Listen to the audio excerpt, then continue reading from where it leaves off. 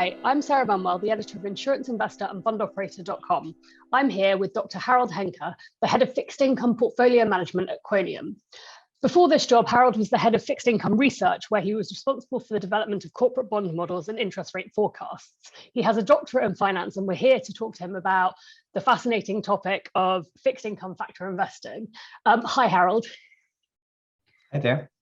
Hi. So you've been researching fixed income factor investing for over a decade now. What is it about this subject that you find so fascinating? Yeah, when I delved into this topic 15 years ago, it was basically an empty field. We were one of the pioneers in factor investing. And we saw over the years the debate shaping up. We saw more and more investors and also asset managers getting interested in that topic. And so with the experience we had, we were able to form the debate and became one of the thought leaders there. So it was a really fascinating time over the last 15 years.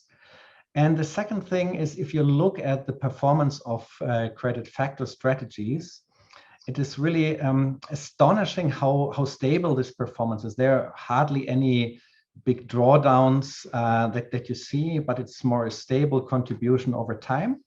And I've hardly seen any liquid strategy in asset management that has such stable performance. So this is also quite fascinating how well it works. Interesting, thank you. And what would you say distinguishes factor investing from traditional investing? So in traditional fundamental investing, you would basically use your analysts to analyze companies in depth and then try to identify whether there are maybe risks or chances that are not priced in the market. And you basically scale up by employing more analysts to cover more companies, and then you have to coordinate the assessments of these different analysts. In factor investing, what you basically do is you have one homogeneous approach with which you cover an entire universe of assets. So you don't have this coordination problem, and therefore the big advantage of this approach is the larger the universe you're covering. So what you try to do is to set up a portfolio in factor investing that has a systematic exposure to different factors that are known to be associated with risk premium. So you try to get the exposure to the factors and then reap these risk premia over time. And in traditional investing, what we saw in the data, usually these portfolios have exposure to one factor, which is carry, which means loading up on risk on the one hand, and then trying to get the bonds in the portfolio where the analysts have identified, the positive risk and return profile.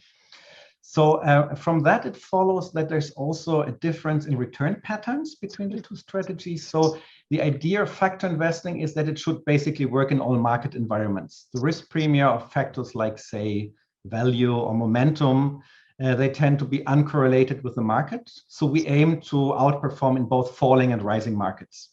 Whereas if you look at at least the average fundamental manager, there seems to be a stronger correlation with the market, with these strategies tending to outperform in markets where spreads fall and underperform in markets where spreads rise. So there is more of a balanced profile depending on the market environment.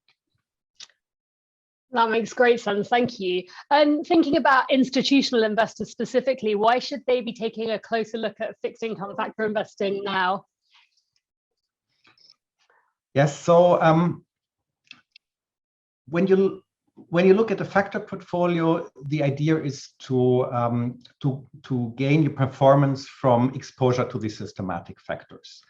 What you can see if you analyze traditional portfolios is, except for carry, they have very little exposure to these factors. So if you manage to have a fundamental manager and a quant manager, and they both are able to outperform the market, then the source of this outperformance, the source of this alpha is different. And don't forget, we are in a low yield environment. So as an investor, you basically want to get your hands at as many different alpha sources as possible.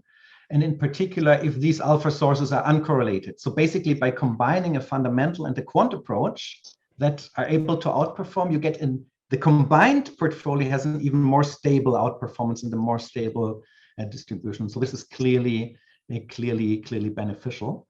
And the other thing is that slowly but steadily we have seen the trend going towards factor solutions in credit picking up, and so we expect some tailwinds from this increasing interest. It's like ESG, right? So if everyone wants to go into ESG, then the good ESG bonds tend to outperform for some time. And it's here the same. If this trend of increasing interest picks up, then we would expect bonds with good factor exposures to have some performance tailwinds in the near future. Great, thank you. Last one from me. What are some of the challenges that institutional investors might face when it comes to factor investing, and how can they overcome some of those? So there was the biggest issue we were facing, let's say 2 years ago, was basically that as an institutional investor, there were not many asset managers to select from. And also the educational material regarding factor investing was quite limited.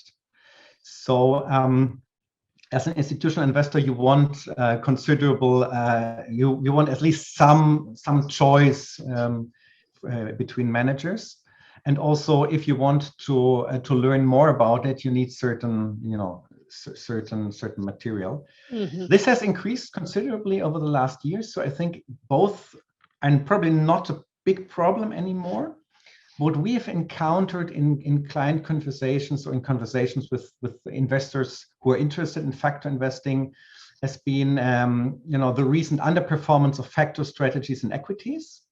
And so therefore, there was some hesitation of getting into factor investing in credit. Mm. We've recently done an analysis and published a white paper on the differences. And I think it's fair to say that the mechanics of the two different factor strategies in the asset classes work differently. Fixed income, we are basically at the beginning. It's still kind of a niche topic. Mm-hmm. So the factor premia are still there. There's not fierce competition for the premia.